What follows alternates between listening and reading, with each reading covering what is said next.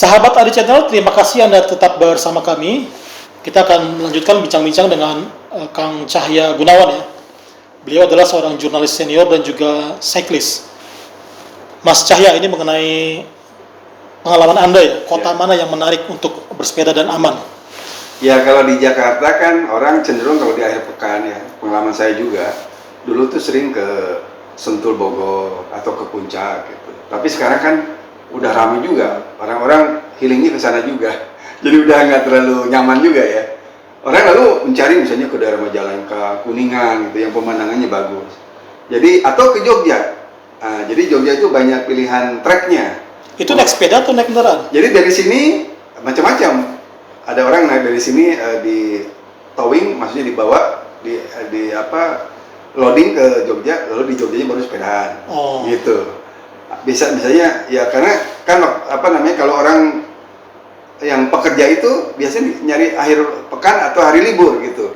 Jadi dicari mana yang misalnya libur panjang. Nah, disitulah direncanakan bersama komunitas untuk keluar kota misalnya untuk bersepeda. Yang paling dekat dari Jakarta misalnya ke Kuningan, Majalengka atau ke Bandung misalnya gitu. Jadi banyak pilihan sebenarnya. Cuma yang jalannya bagus, yang pengalaman saya itu di Jogja itu. Di Jogja itu karena kita dengan kendaraan lain itu relatif lebih nyaman gitu. Lebih nyaman dalam artian karena di sana basicnya itu juga umumnya pesepeda yang ada di kota Jogjanya juga gitu. Apalagi yang ke daerah pantai, ke daerah pegunungan, ke Merapi itu juga udah biasa orang bersepeda di sana itu. Gitu, Mas Pade. Tadi sahabat Adi Channel penasaran ya, ada tips nggak yang bisa diberikan bagaimana supaya bersepeda itu bisa konsisten lah gitu, istiqomah gitu kan? Nggak cuman angkat-angkat tai ayam. Kadang-kadang kan cuman awal-awalnya aja kayak tadi yang Mas saya bilang kan pas COVID aja tuh. Setelah COVID berakhir, sepedanya juga jadi jadi berjamur gitu. Ya, memang ini bagi sebagian orang bagaimana memulai bersepeda itu menjadi suatu susah memulainya ya. Tapi bagi orang yang sudah kecanduan seperti saya juga susah juga meninggalkannya gitu loh. Jadi kalau udah sekalinya kena, artinya kita udah dapet gitu ya, itu bisa kecanduan. Oh, justru kalau nggak sepeda badan sakit. Iya, ada sesuatu yang kurang, badan sakit gitu. Nah, memang secara tips untuk umumnya ya, sebelum bersepeda tetap kita istirahat harus cukup, terutama tidur ya. Jangan dipaksakan kalau kita kurang istirahat, apalagi untuk sepeda jalan jauh. Terus kemudian peregangan, stretching itu perlu supaya otot-otot kita tidak kaget pada saat kita bersepeda, terutama tangan sama kaki. Dan perlengkapan lain, jadi helm, sarung tangan. Jadi itu kelihatannya sepele tapi penting gitu. Sama kita pakai motor juga untuk safety kita juga. Helm, kacamata, terus sarung tangan, glove itu penting gitu.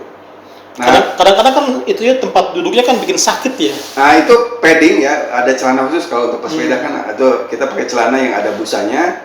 Kalau misalnya itu dianggap kurang cukup, pakai sadelnya itu pakai ada khusus juga, ada busanya juga. Bisa juga itu diakalin gitu.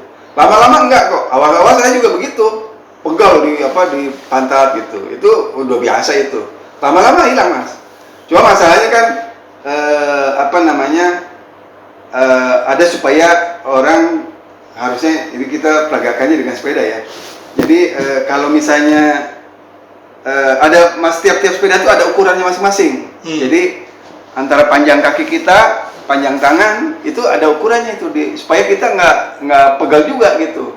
Itu ada size-nya S, M, L gitu, atau misalnya yang size S itu dia 15-16, yang M itu 17-18. Nah, itu ada masing-masingnya itu, Mas. Gitu. Dan ukuran sepeda road bike dengan mountain bike itu beda. Jadi ukurannya itu. Kalau yang beda ya. Ya, road bike itu menggunakan misalnya inci, misalnya 54, 52, 50, 49. Kalau mountain bike itu umumnya pakai SML. Bener nggak kalau sepeda yang bagus adalah sepeda yang mahal? Itu mindset yang salah itu. Oh iya. Iya, pola pikir yang salah, dan itu banyak juga salah ditafsirkan oleh oleh sebagian masyarakat. Jadi bahkan ada itu orang-orang yang sudah sepuh di Bandung, di Surabaya, itu dari sepedanya sederhana. Tapi karena itu istiqomah, sehari bisa 70-80, sepedanya sederhana sekali. Jadi itu tidak menentukan. Yang penting itu apapun sepedanya, berapapun harganya, yang penting dengkulnya, Mas. Jadi kalau dengkulnya istilahnya tidak terlatih untuk bersepeda, seberapapun mahalnya sepeda, nggak ada artinya gitu. Ini akan menarik ya kalau bersepeda ini dikaitkan dengan isu lingkungan hidup ya. Ada pendapat? Ya jelas itu pasti mengurangi karbon ya, mengurangi pencemaran segala macam, itu udah pasti itu. Jadi menurut saya instansi, bukan kalau instansi yang juga harus peduli dengan ini adalah Kementerian Lingkungan Hidup. Itu juga harus peduli, harusnya ikut mensupport gitu ya. Setiap kegiatan yang bisa mengurangi polusi ini gitu. Jadi menurut saya pelari, pesepeda itu jelas dia bukan hanya untuk mewujudkan sehat untuk dirinya sendiri, tapi untuk menciptakan lingkungan yang sehat juga. Apalagi kan beberapa waktu sebelumnya di Jakarta pernah kadar pencemarannya tinggi. Kota terkotor se-Asia Tenggara. Iya, Tangerang Selatan juga begitu kan gitu. Ini karena itu dari polusi udara dari kendaraan terutama atau industri kan gitu. Gitu, Mas. Apa kebijakan dari Kementerian Lingkungan Hidup yang Anda lihat dalam mendukung pesepeda ini? Yang langsung nggak ada sih.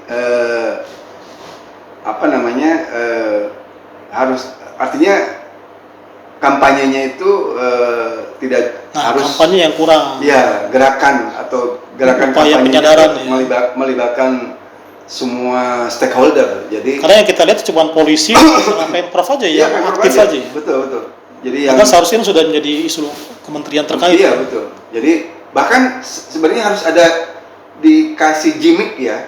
Orang yang menggunakan sepeda, dia dikompensasi misalnya dengan reward dalam bentuk apa misalnya. Karena dia berapa kilometer lalu dikompensasi dengan uang gitu. Karena bisa membantu menginginkan itu mungkin itu bisa menjadi menarik, daya tarik itu.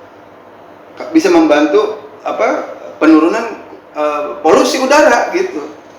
Itu bisa menarik gitu. Orang pasti berlomba-lomba tuh. Negara di luar yang bisa dijadikan contoh gitu. Dalam hal ini. Saya kira Belanda ya. Belanda, Swedia, Jepang itu mereka udah terbiasa. Waktu saya ke Jepang itu di kota di Tokyo itu ada sewaan sepeda biasa, tapi menarik karena kita bukan hanya dibawa city tour bersepeda dengan yang gembira, tapi kita dibawa ke tempat-tempat bersejarah gitu loh. Oh ini tempat sejarah kaisar apa gitu. Jadi dijelasin sama guide-nya itu. Jadi road captain sepedanya itu dia merangkap sejarah itu tempat-tempat yang kita kunjungi. Nah sebenarnya ini bisa dilakukan di Jakarta atau di Bandung misalnya, di tempat-tempat bersejarah lah, misalnya Kota Tua. Kan bule-bule misalnya turis-turis kan nggak terlalu paham kan gitu. Nah cuma kan sekarang menuju Kota Tua sekarang lagi bangun MRT, jadi lagi berantakan juga jalannya kan. Iya, tapi lagi-lagi bukan sepeda yang jadi prioritas. Iya betul. Baik, sahabat Edu Channel, tidak terasa sudah 30 menit ya. Saya bersama Kang Cahya untuk membahas masalah sepeda ini. Kita akan kembali lagi dengan tema yang berbeda. Jangan lupa untuk subscribe, share, komen di channel Adi DPW Adi Jakarta. Terima kasih telah bersama kami. Sampai jumpa. Assalamualaikum warahmatullahi wabarakatuh. Waalaikumsalam warahmatullahi wabarakatuh.